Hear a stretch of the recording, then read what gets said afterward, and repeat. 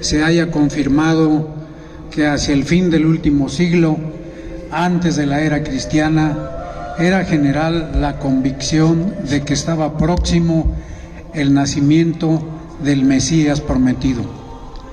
Esa esperanza, esa convicción nunca había sido tan viva como en aquel entonces, sobre todo entre los judíos, que mejor que nadie conocían los oráculos sagrados.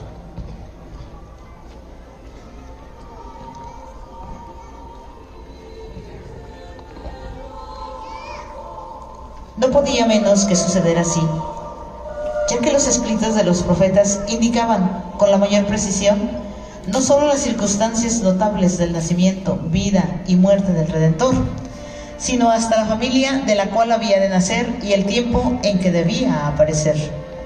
Tan luego como Adán y Eva incurrieron en el pecado que motivó la sentencia pronunciada contra ellos y su posteridad, prometió el Señor que nacería de la mujer un libertador que los redimiría de la esclavitud del demonio. Más tarde, los patriarcas Abraham, Isaac y Jacob recibieron de Dios la seguridad de que todas las naciones de la tierra serían benditas en aquel que nacería de su linaje, o en otros términos, que el Mesías había de ser uno de sus descendientes. En los siglos posteriores, Isaías y otros profetas anunciaron que el Mesías nacería de una virgen de la familia de David, en la pequeña ciudad de Belén, que unos reyes extranjeros vendrían a verlo, que tendría un precursor que sería profeta y obraría milagros. Habíase además anunciado que entraría en Jerusalén en una borrica, que le sería traidor uno de los suyos y que lo vendería por 30 monedas de plata. Estaban igualmente predichas por los profetas las circunstancias principales de su pasión, y con más especialidad las siguientes: que sería encarnecido, abofeteado, escupido, que le rasgarían sus carnes hasta descubrir sus huesos, que para apagar su sed le harían vinagre, que le agujerarían las manos y los pies, que sería muerto por los pecados de los hombres, que su cuerpo no sufriría la corrupción en el sepulcro, sino que saldría de él vivo y glorioso, en fin, que subiría triunfante a los cielos. Por lo que se refiere al tiempo en que debería nacer el Mesías, sabido era de todos los judíos que al morir Jacob había dicho a Judá que el cetro no saldría de su descendencia hasta que viniese el deseado de las naciones. Ahora bien, el cetro salió de la familia de Judá cuando los romanos nombraron a Herodes rey de Judea. Daniel había profetizado también que desde la autorización para reconstruir a Jerusalén hasta el Cristo pasarían 70 semanas de años, o sea, 490 años. Durante el reinado de Herodes en Judea, vivía en Nazaret, pequeña población de Galilea, una virgen llamada María, hija de Joaquín y de Ana. Tenía por esposo a un modesto artesano llamado José, descendiente como ella de la familia real de David. Iniciemos pues con la representación de la última cena.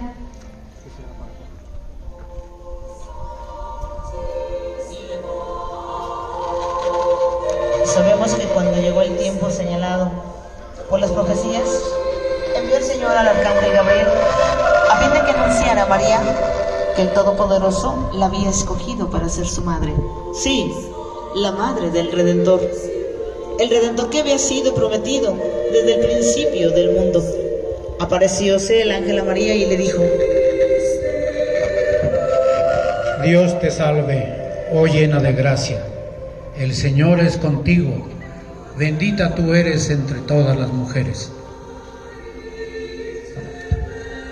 Observando que se turbaba la humilde virgen, el ángel añadió: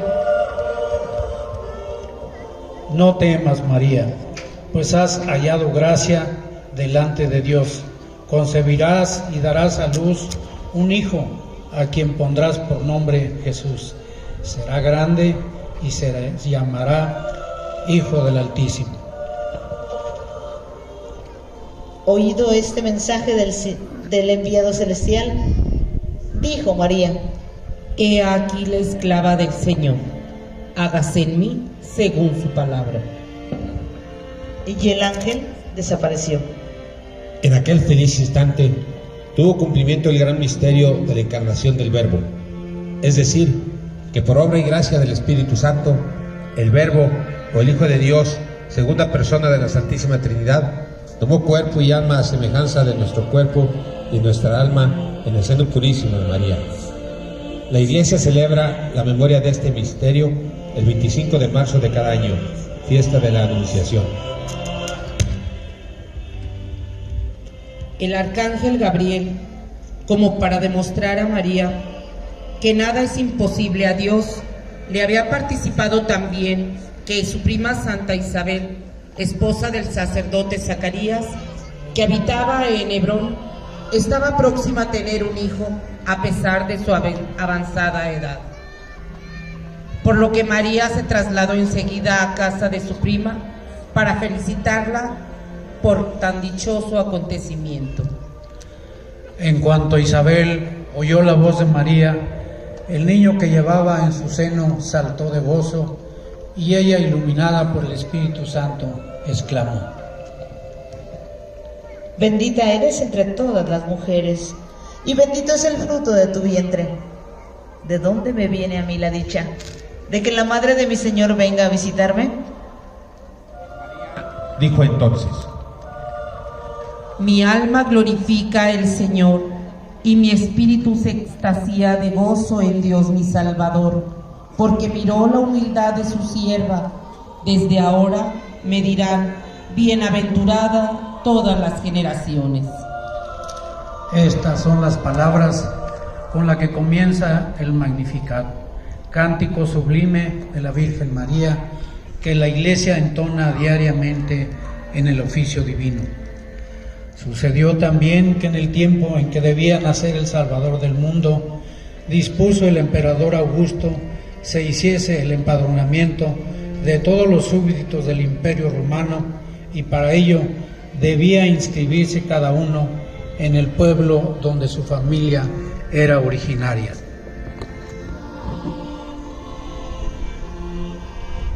Con tal motivo, marcharon José y María a Belén, ciudad de David, mas por su extremada pobreza no hallaron hospedaje en ninguna posada, y tuvieron que albergarse en una especie de establo abandonado, cerca de la ciudad.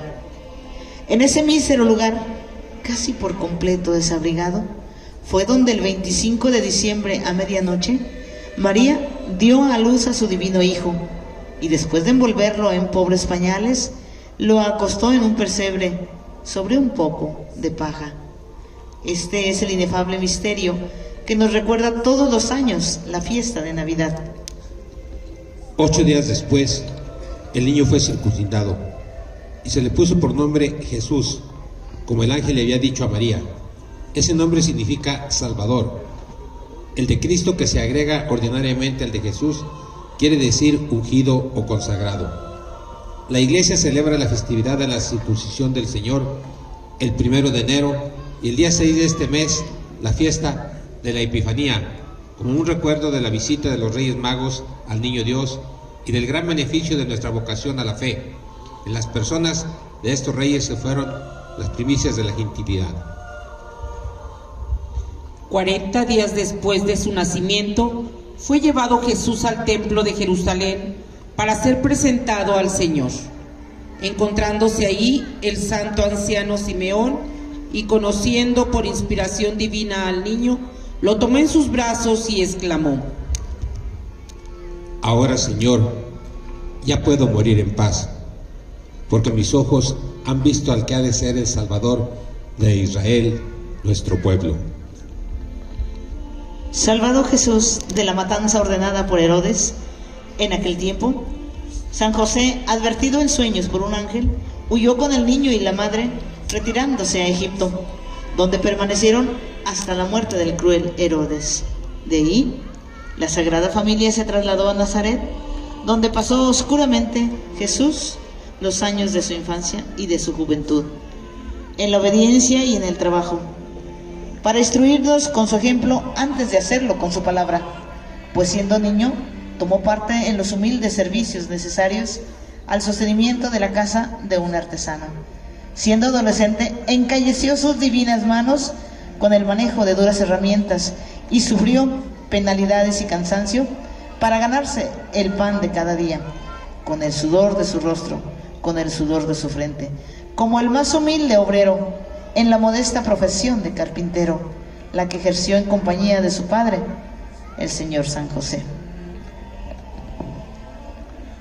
A la edad de 12 años, Jesús, acompañado de José y María, fue a Jerusalén para celebrar con ellos la Pascua. Pero al tiempo de volver quedóse en la ciudad sin que sus padres lo notasen. Después de buscarlo con viva solicitud y no encontrarlo, se volvieron a la ciudad llenos de aflicción y desconsuelo. A los 3 días de buscarlo con gran angustia, lo hallaron en el templo sentado en medio de los doctores de la ley, escuchándolos, haciéndoles preguntas y dejándolos pasmados y admirados por la sabiduría de sus palabras que salían de su boca. Al verlo, su madre le preguntó: ¿por qué has hecho esto con nosotros, hijo mío? Te andábamos buscando desde hace 3 días, tu padre y yo, inquietos y angustiados. Jesús respondió: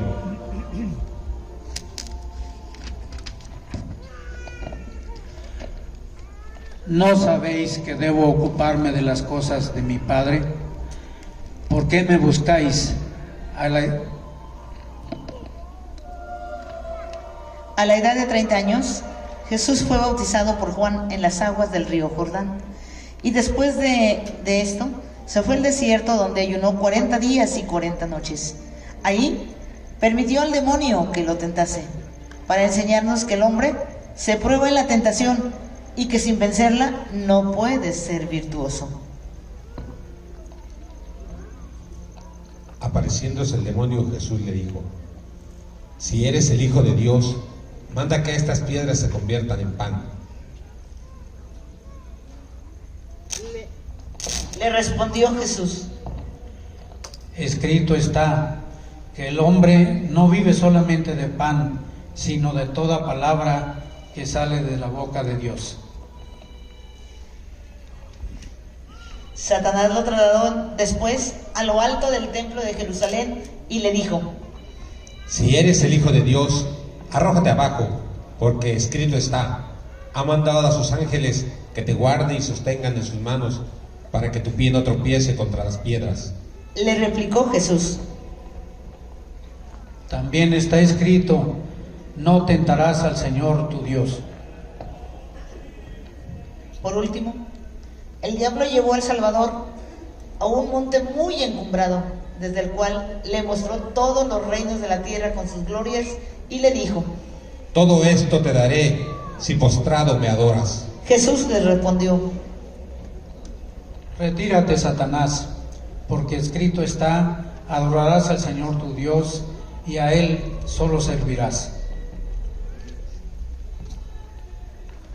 Entonces huyó el demonio, y he aquí que se acercaron los ángeles y le servían. Cuando Jesucristo salió del desierto, dio principio a su laboriosa vida pública, recorriendo las ciudades y pueblos de Palestina, anunciando en las sinagogas el Evangelio, o sea, la buena nueva de la venida del reino de Dios, eligiendo aquí a sus 12 apóstoles de nombres: Simón, al que Jesús dio el nombre de Pedro; Andrés, Santiago y Juan, hijos de Zebedeo; Felipe, Bartolomé, Tomás, Mateo, Santiago el menor, Judas Tadeo, estos dos hijos de Alfeo, Simón el cananeo y finalmente el traidor Judas Iscariote, que después fue reemplazado por San Matías, siendo San Pedro cabeza de los apóstoles. Durante el curso de su misión, Jesucristo curaba enfermos y hacía milagros, tales como el de las bodas de Caná, la pesca milagrosa del lago de Tiberíades, las curaciones del leproso y del criado del centurión, la multiplicación de los panes, la resurrección del hijo de la viuda de Naín, entre otros muchos. Enseñaba en parábolas y tenía predilección por los pobres de espíritu y por los niños también. Era sencillo, bondadoso y amoroso. Hablaba con la verdad, incomodando a quienes gustaban de la mentira. Hombre de mirada apacible, seguido por la muchedumbre y perseguido por sus enemigos, que buscaban a toda costa la forma de acabarlo, porque no creían en él. A lo mejor por haber hecho Jesús tantos milagros delante de ellos, de suerte que vinieron a cumplirse las palabras que dijo el profeta Isaías: cegó sus ojos y endureció su corazón, para que con los ojos no vean y no perciban en su corazón, por temor de convertirse y de que yo los curé. Víspera del día solemne de la Pascua, sabiendo Jesús que era llegada la hora de su tránsito de este mundo al Padre, como hubiese amado a los suyos que vivían en el mundo, los amó hasta el extremo. Luego dijo a Pedro y a Juan: Id y preparad lo necesario para celebrar la Pascua. Dijeron ellos: ¿Dónde quieres que la dispongamos?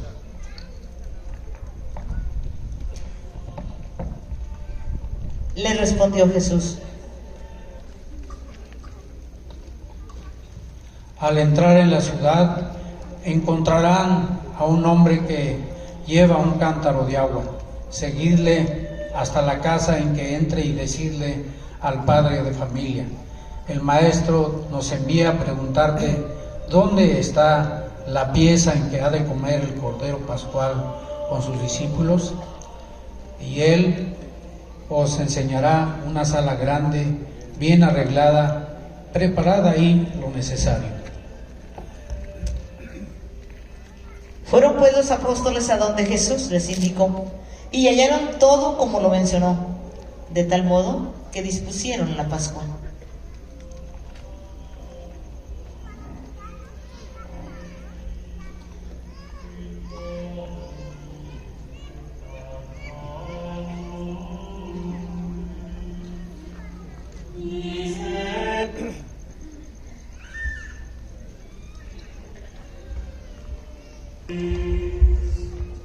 Llegada la hora de la cena,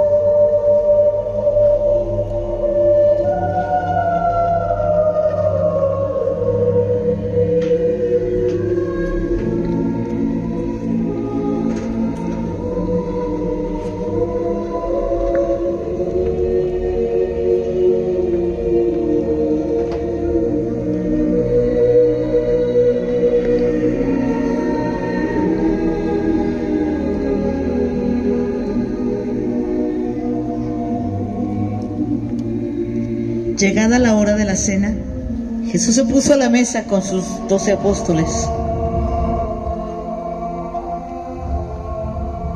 y les dijo: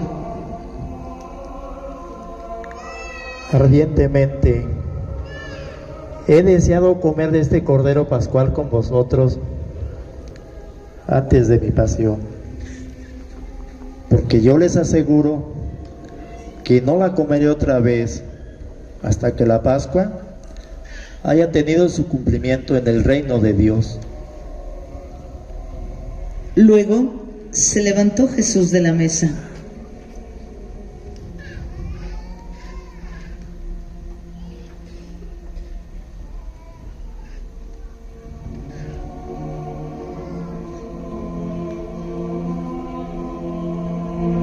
Echó agua en un lebrillo.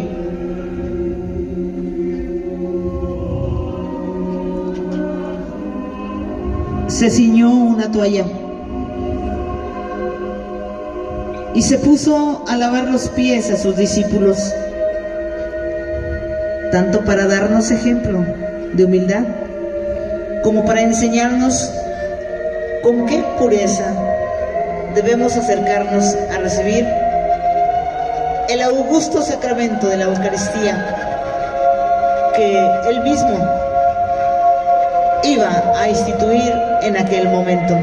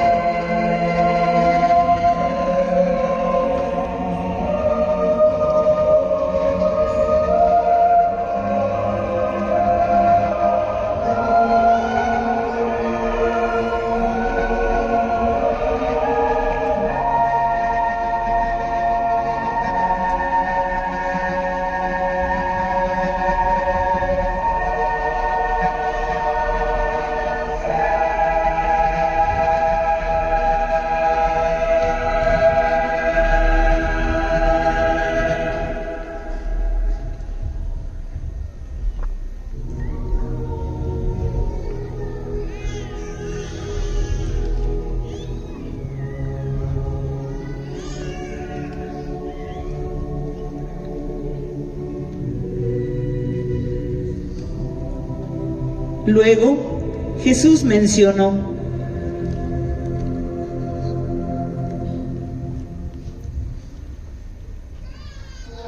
vosotros me llamáis Maestro y Señor, y tienen razón, porque en verdad lo soy. Sí, pues yo, su Maestro y Señor, os ha lavado los pies. Vosotros también debéis lavaros unos a los otros. Ejemplo les he dado para que hagan lo que yo acabo de hacer en este momento.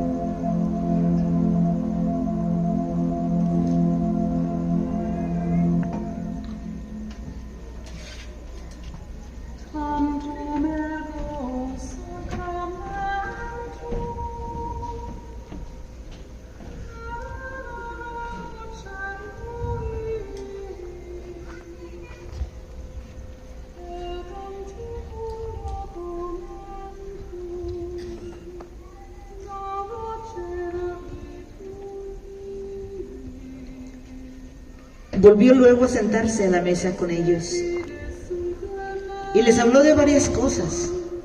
Entristeciéndose, añadió: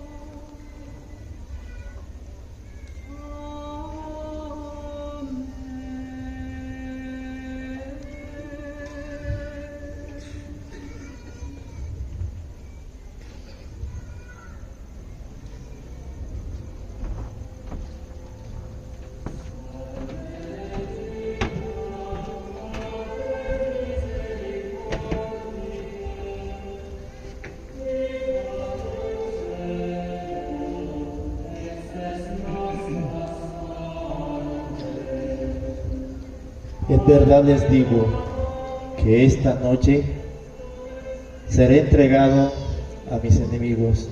Los apóstoles, sumamente afligidos, preguntaban: Señor, ¿seré yo? Jesús les contestó: Uno de los 12 que comen conmigo me entregará. El Hijo del Hombre se va, como está escrito, pero hay de aquel por quien será entregado, que más le valiera no haber nacido. Y Judas, que era el traidor, le preguntó: Maestro, ¿seré yo? Le respondió Jesús: Tú lo has dicho.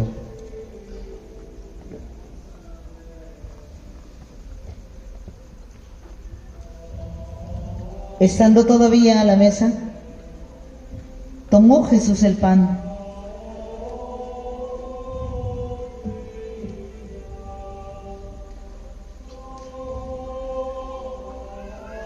lo bendijo, lo partió y distribuyó a sus discípulos diciendo: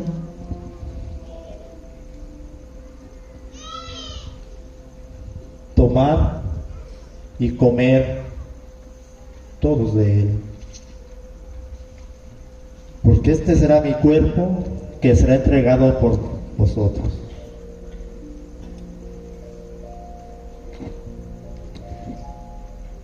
Del mismo modo, tomó el cáliz, dando gracias a Dios, lo bendijo y pasándolo a sus discípulos les dijo: Tomad y bebed todos de él, porque este es mi cáliz, el cáliz y la sangre de la nueva alianza, que será derramada por vosotros en remisión de vuestros pecados. Así, dejó Jesucristo cumplida la promesa que el año anterior había hecho a los apóstoles, cuando predicaba en la sinagoga de Cafarnaún, y les anunció que les daría un pan vivo bajado del cielo, el cual no fue otro que su mismo cuerpo. Con las palabras: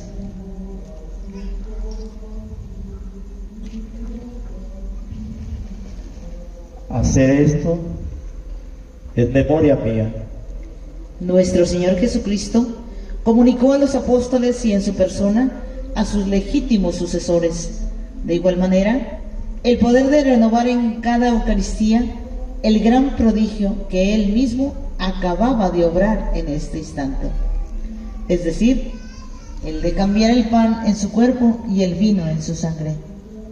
Así pues, la institución del Santísimo Sacramento de la Comunión y del sacerdocio católico se remonta a la cena pascual del Señor con sus discípulos.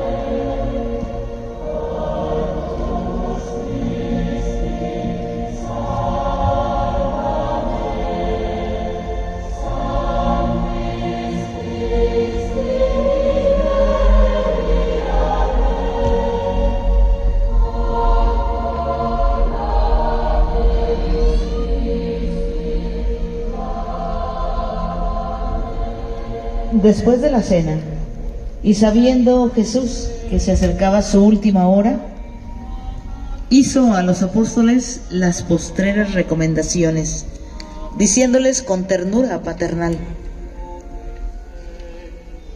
Hijos míos, ya me tendréis muy poco tiempo con vosotros. ¿Recuerdan lo que les dije a los judíos? De que no podrían venir a donde yo voy. Se los digo ahora a ustedes también. Y un mandamiento nuevo les doy, y es que os améis los unos a los otros como yo os he amado. La señal por la que se conoceréis que son mis discípulos será por el amor que os tengáis los unos a los otros.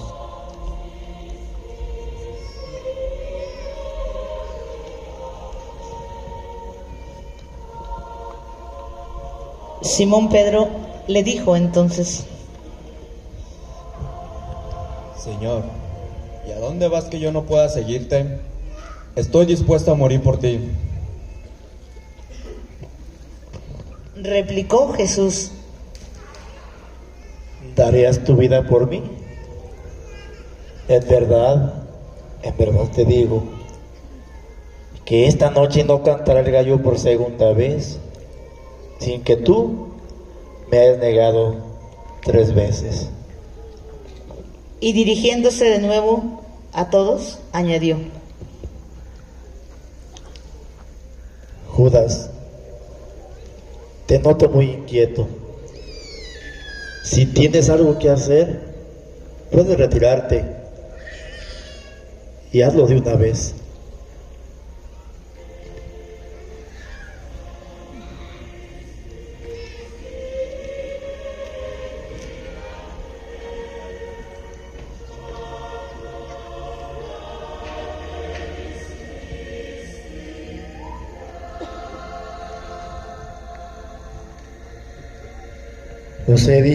Os he dicho estas cosas mientras que estoy con vosotros. Mas el Consolador, el Espíritu de verdad que mi Padre enviará en mi nombre, os recordará todo lo que yo os he enseñado. Mi paz les dejo, mi paz os doy. La paz sea con vosotros. No os turbéis ni temáis a nada, porque yo les aseguro que todo lo que le pidiereis a mi Padre en mi nombre, os será concedido.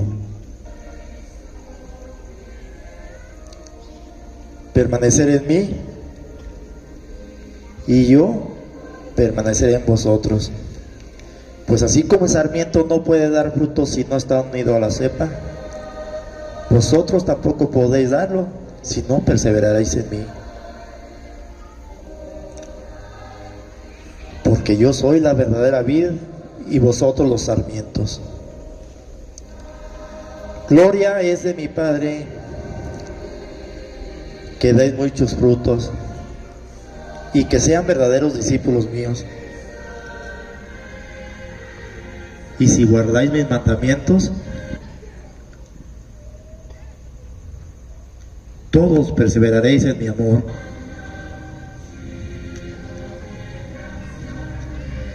Dicho esto, levantó los ojos al cielo, rogando por sus discípulos y por todos los que en los siglos venideros habían de formar parte de su iglesia. Padre mío, no te ruego que los saques de este mundo, sino que los preserves del mal. Santifícalos en la verdad, mas no te pido solamente por estos, sino por todos aquellos que han de creer en mí,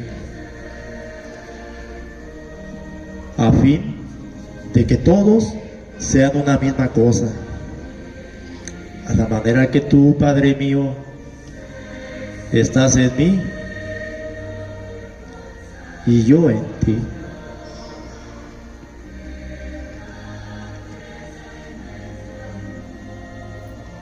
Hasta aquí la representación de la última cena de Jesús con sus discípulos, que no es otra cosa que la institución de la Sagrada Eucaristía y del sacerdocio católico. A continuación, y en unos instantes más, tendremos